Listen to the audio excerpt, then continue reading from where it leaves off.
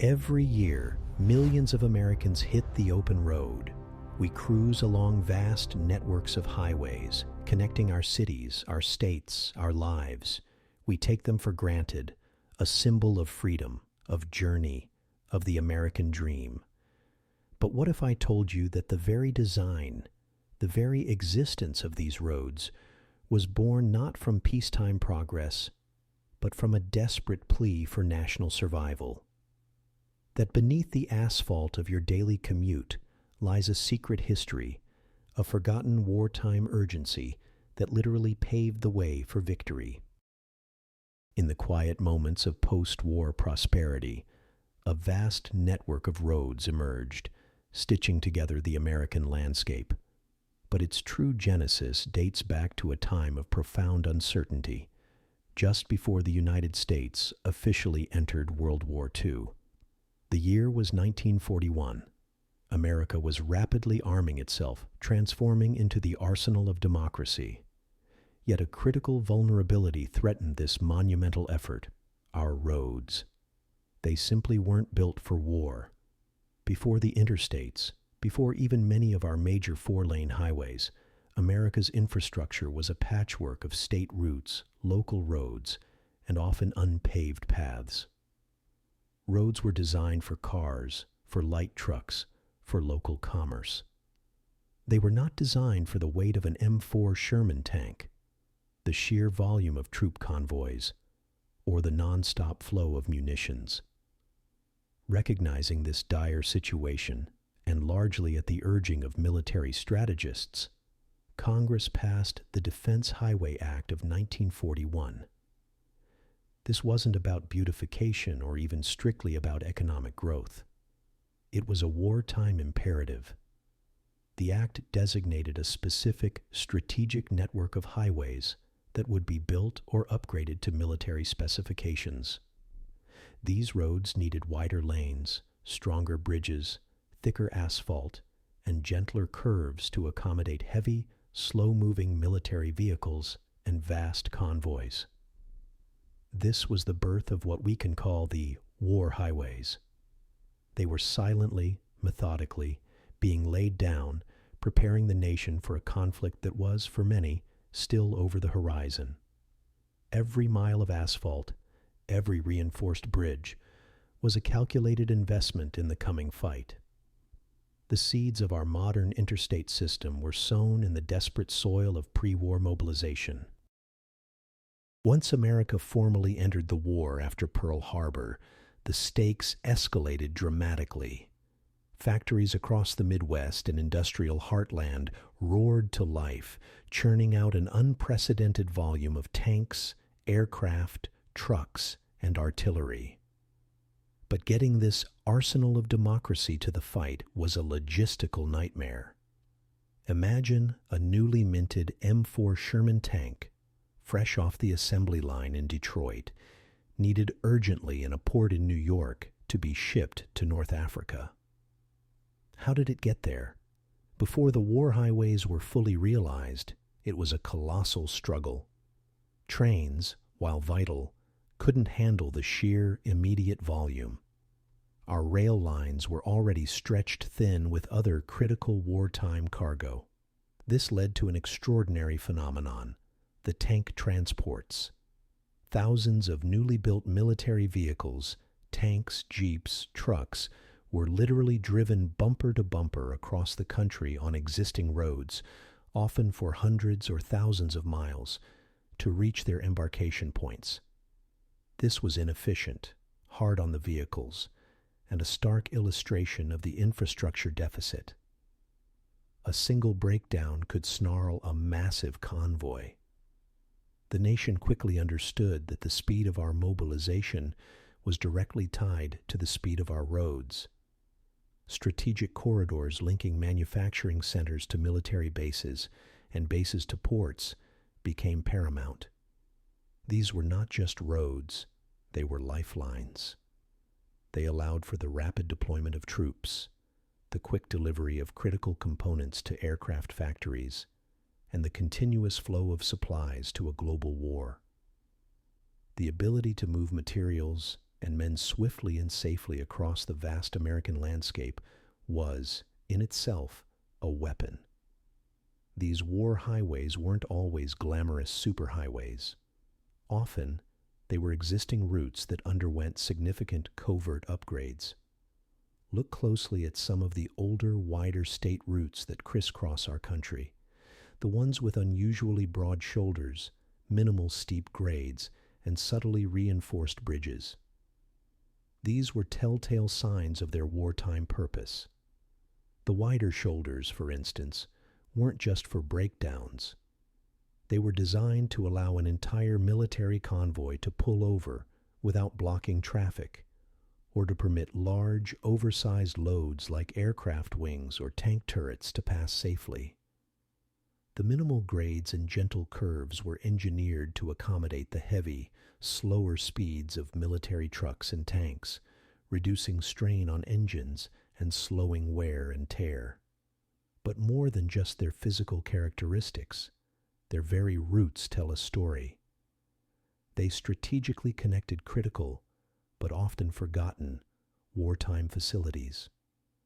Think of the hundreds of sprawling ammunition plants hidden deep within rural areas, the dozens of new airfields where pilots were trained and aircraft were assembled, or the massive naval yards that dotted our coastlines. These highways were the arteries that fed these vital organs of the war machine. They allowed raw materials to reach factories, finished products to reach training grounds, and fully equipped units to reach ports of embarkation.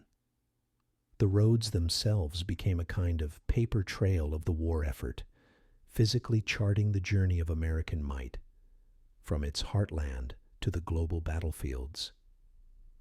Many of these routes, now unassuming, once pulsed with the quiet urgency of a nation at war.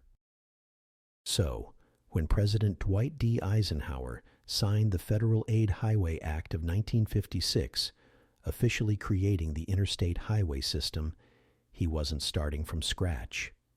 He was, in many ways, completing a project that began with wartime necessity.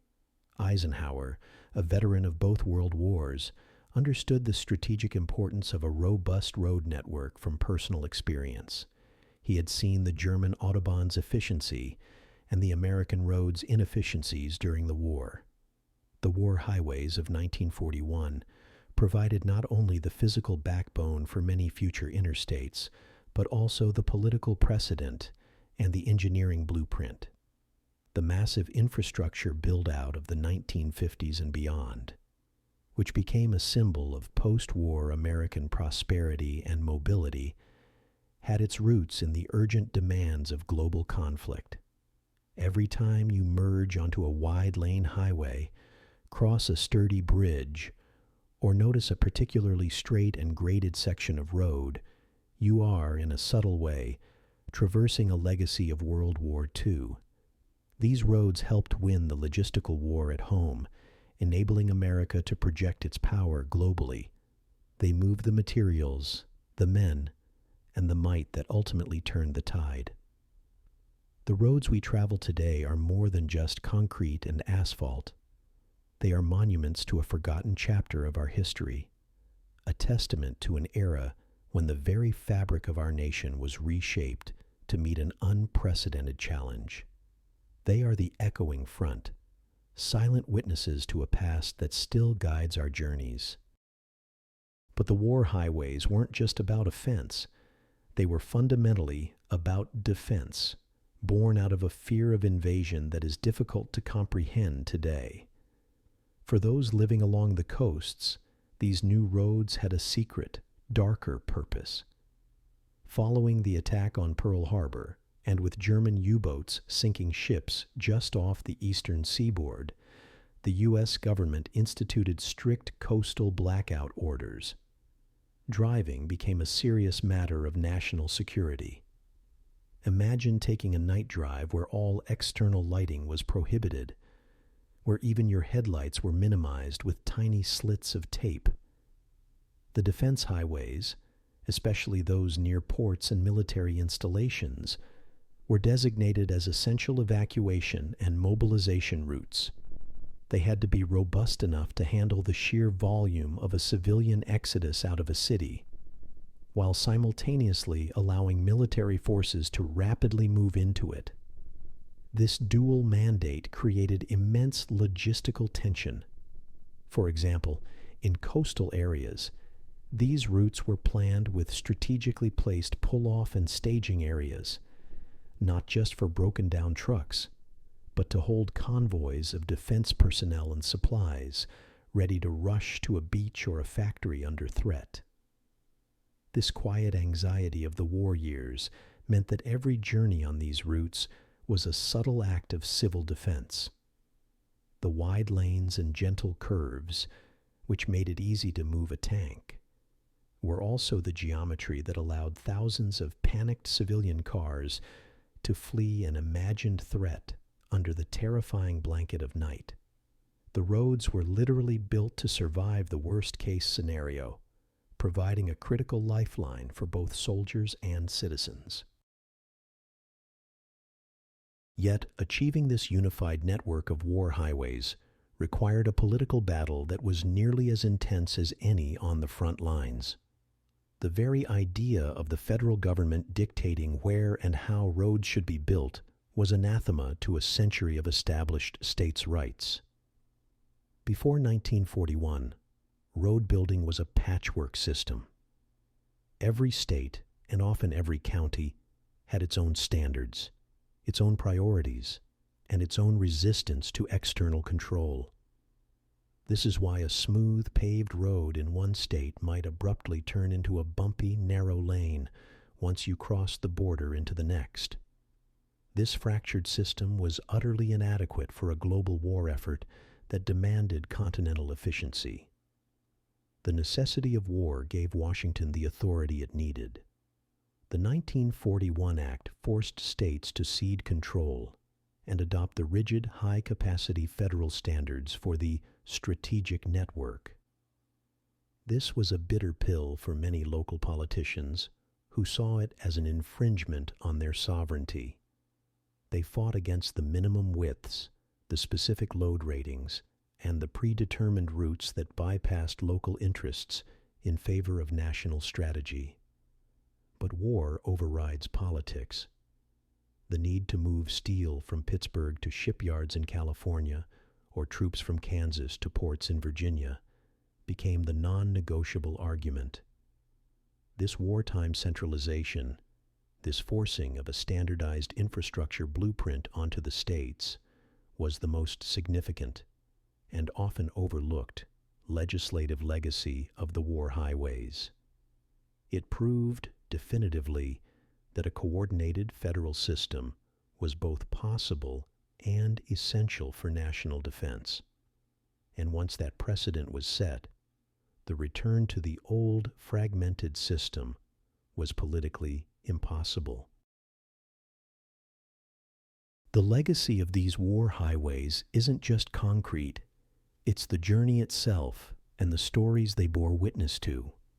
If you, or perhaps your parents or grandparents, traveled America's highways during or immediately after the war, what was the strangest or most memorable piece of military equipment or convoy you remember seeing on the road? What was your experience of these transforming routes? Share your memories in the comments below. We want to read how the war came to the American road and how those journeys shaped your history. Don't forget to like this video and subscribe to The Echoing Front for more stories where history haunts our present.